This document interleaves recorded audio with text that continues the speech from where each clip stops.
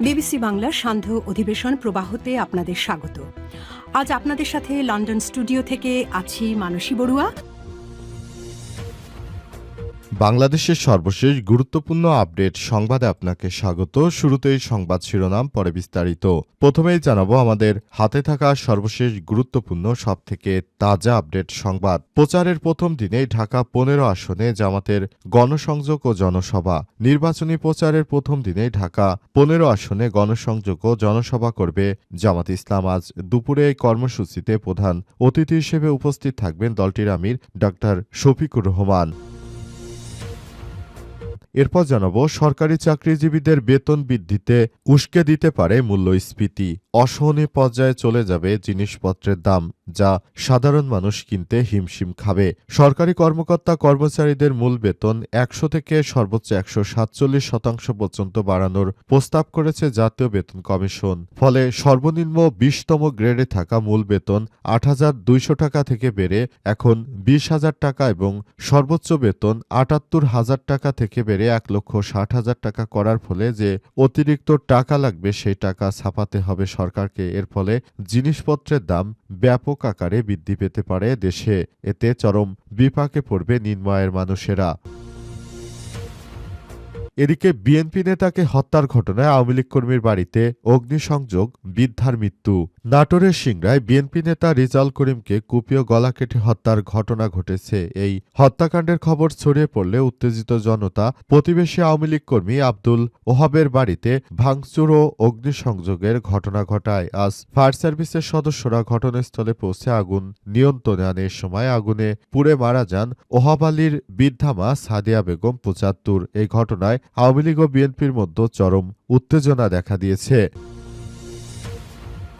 জানাবো, ফ্যাসিবাদের পক্ষ ছাড়া কেউ হ্যাঁ ভোট ছাড়া না ভোট দেবে না, কাজের মাধ্যমে সেটি প্রমাণ করতে হবে বললেন জামাত ইসলামের নেতা এহসানুল মাহবুব জুবায়ের। ফ্যাসিবাদী পক্ষ ছাড়া গণভোটে কেউ হ্যাঁ ভোট ছাড়া না ভোটের পক্ষে কাজ করবে না বলে মন্তব্য করেছেন বাংলাদেশ জামাত ইসলামের সেক্রেটারি জেনারেল এহসানুল মাহবুব জুবায়ের। তিনি বলেন, হ্যাঁ ভোট দিয়ে বাংলাদেশটাকে নতুনভাবে সাজিয়ে গুছিয়ে নিতে হবে। পুরনো কায়দায় কেউ যেন আর স্বৈরাচারী হতে না পারে সেই ব্যাপারটি আমাদের দেখতে হবে।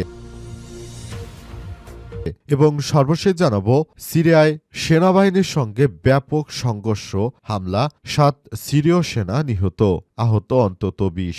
সিরিয়ার উত্তর পূর্ব হাসাকা প্রদেশে একটি গোলাবারুদ স্থাপনা লক্ষ্য করে সশস্ত্র গোষ্ঠী চালানো ড্রোন হামলায় ৭ জন সিরিয়ান সেনা নিহত হয়েছে এবং ২০ জন আহত হয়েছে। এই ঘটনায় সেখানে চরম উত্তেজনা দেখা দিয়েছে। এই ঘটনার পর উক্ত এলাকা থেকে সাধারণ মানুষকে নিরাপদ দূরত্বে সরিয়ে নিচ্ছে সিরিয়ার অন্তর্বর্তীকালীন সরকারের প্রধান আহমেদ আল সারা। প্রিয় দর্শক, এতক্ষণ শুনছিলেন সংবাদ শিরোনাম, এবারে বিস্তারিত।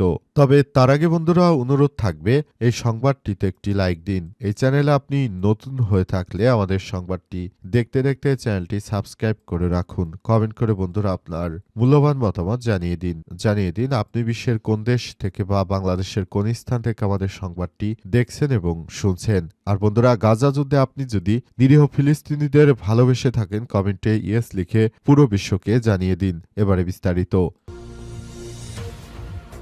প্রচারের প্রথম দিনই ঢাকা ১৫ আসনে জামাতের গণসংযোগ এবং জনসভা।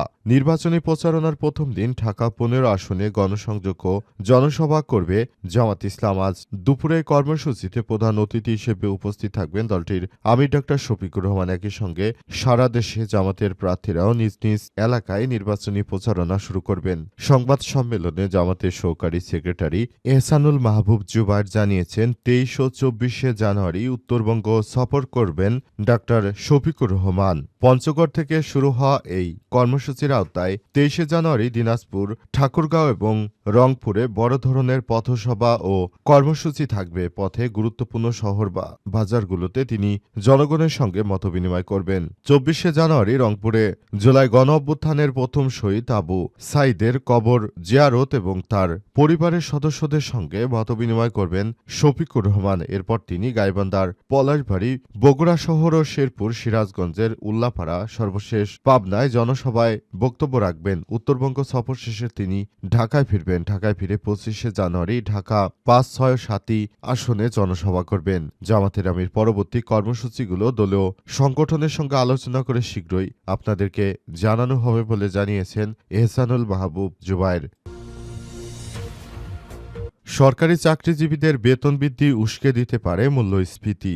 সরকারি কর্মকর্তা কর্মচারীদের মূল বেতন 100 থেকে সর্বোচ্চ 147% পর্যন্ত বাড়ানোর প্রস্তাব করেছে জাতীয় বেতন কমিশন। ফলে সর্বনিম্ন থাকা 20তম গ্রেডের মূল বেতন 8,200 টাকা থেকে বাড়িয়ে 20,000 টাকা এবং সর্বোচ্চ গ্রেডে বেতন 78,000 টাকা থেকে বাড়িয়ে 1,60,000 টাকা নির্ধারণ 1,60,000 টাকা বাড়িয়ে নির্ধারণের সুপারিশ করা হয়েছে। তবে গ্রেড সংখ্যা অপরিবর্তিতই থাকছে। আজ রাষ্ট্রীয় অতিথি ভবন যমুনায় প্রধান উপদেষ্টার কাছে সাবেক অর্থ সচিব জাকির আহমেদ খানের নেতৃত্বে গঠিত 21 সদস্যের জাতীয় বেতন কমিশন চূড়ান্ত প্রতিবেদন হস্তান্তর করেছে। এর মাধ্যমে সরকারি চাকরিজীবীদের জন্য নতুন পে স্কেল চূড়ান্ত পর্যায়ে রয়েছে। সুপারিশ অনুযায়ী আসলে 2026 সাল থেকে এই বেতন বাড়ানোর কথা থাকলেও অন্তর্বর্তীকালীন সরকারের প্রধান উপদেষ্টা এবার কৌশলে হাঁটছেন। তিনি জানিয়েছেন, আমরা নতুন করে আসলে এই বেতনগুলো এইভাবে না দিয়ে আমরা চাই আগামী যে সরকার এই জাতীয় সংসদ নির্বাচনে নির্বাচিত হবে সেই সরকারই মূলত এই কাজগুলো করবে এবং সেজন্য আমরা চাই নতুন সরকার আসার পরে যেন মূলত এই বিষয়গুলো হয় এবং সে অনুযায়ী যেন কাজ করা হয়। তবে নতুন সরকার এলে যদি এই বেতন আসলে বাড়তি বেতন দেয়া হয় তাহলে সারা দেশ মূল্যস্ফীতির মধ্যে পড়বে। মূল্যস্ফীতির মধ্যে পড়ার মধ্য দিয়ে আবার নতুন করে সমস্যার সৃষ্টি হবে বলে মনে করা হচ্ছে। অন্তর্বর্তীকালীন সরকারের প্রধান উপদেষ্টা প্রফেসর ডক্টর মোহাম্মদ ইউনূসের সরকার যে কর্মসূচি গ্রহণ করেছেন এটিতে সাধারণ জনগণ চরম বিপাকের মধ্যে পড়তে চলেছে। বিএনপি নেতাকে হত্যার ঘটনায় আওয়ামী লীগ কর্মীর বাড়িতে অগ্নিসংযোগ, বৃদ্ধার মৃত্যু। নাটোরের সিংড়ায় বিএনপি নেতা রেজাউল করিমকে কুপিয়ে ও গলা কেটে হত্যার ঘটনায় এই হত্যাকাণ্ডের খবর ছড়িয়ে পড়লে উত্তেজিত জনতা প্রতিবেশী আওয়ামী লীগের কর্মী আব্দুল ওহাবের বাড়িতে ভাঙচুর ও অগ্নিসংযোগ করে। খবর পেয়ে ফায়ার সার্ভিসের সদস্যরা ঘটনাস্থলে পৌঁছে আগুন নিয়ন্ত্রণে আনেন। এ সময় আগুনে পুড়ে মারা যান ওহাব আলী, বৃদ্ধা মা সাদিয়া বেগম 75। 22শে জানুয়ারি দিবাগত রাতে উপজেলার কলম ইউনিয়নের কুমারপাড়া গ্রামে এই ঘটনা ঘটে। নিহত রেজাউল করিম উপজেলার বিল হালতি ত্রিমোহনী কলেজে সহকারী অধ্যাপক এবং উপজেলা জিয়া পরিষদের সদস্য। স্থানীয় সূত্র থেকে জানা গেছে, রাত আনুমানিক 11টার দিকে সিংড়া উপজেলার কলম ইউনিয়নের কুমারপাড়া কলাপাড়া এলাকা থেকে কলেজ শিক্ষার্থীকে নৃশংসভাবে হত্যা করা হয়। প্রায় 1 ঘণ্টা পর রাত 12টার দিকে হত্যার সঙ্গে জড়িত সন্দেহে ওহাবের বাড়িতে আগুন দেওয়ার ঘটনা ঘটে। এ সময় ঘরের ভেতরে আটকে পড়া সাদিয়া বেগম দগ্ধ হন এবং ঘটনাস্থলে তার মৃত্যু হয়েছে।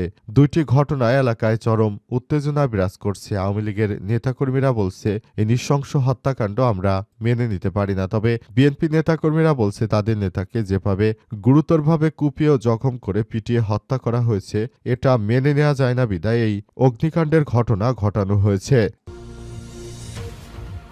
ফ্যাসিবাদী পক্ষ ছাড়া হ্যাভোটের বিপক্ষে কাজ করার কথা নয় বললেন জুবায়ের। ফ্যাসিবাদের পক্ষ ছাড়া অন্য কারো ভালো মানুষ কখনোই হ্যাভোটের বিপক্ষে কাজ করবে না বলে মন্তব্য করেছেন বাংলাদেশ জামাত ইসলামের সেক্রেটারি জেনারেল এহসানুল মাহবুব জুবায়ের। তিনি বলেছেন, নতুন বাংলাদেশ গড়ে তুলতে হলে আমাদেরকে অবশ্যই গণভোটে হ্যাভোট দিতে হবে। এবারের গণভোট হবে আমাদের জন্য অত্যন্ত সুন্দর একটি গণভোট। এই গণভোটের মধ্য দিয়ে নতুন বাংলাদেশ আমরা গড়ে তুলতে চাই। এ সময় তিনি বলেন, নতুন বাংলাদেশ গড়ে তুলতে গেলে অনেকেই সমস্যা সৃষ্টি করছেন, তা না হলে দেশে গণভোটের কোনো প্রয়োজন ছিল না। কিন্তু একটি বিশেষ রাজনৈতিক দল তারা জানিয়েছে আলুর কৃষকদের বেশি অধিকার রয়েছে গণভোটের থেকে।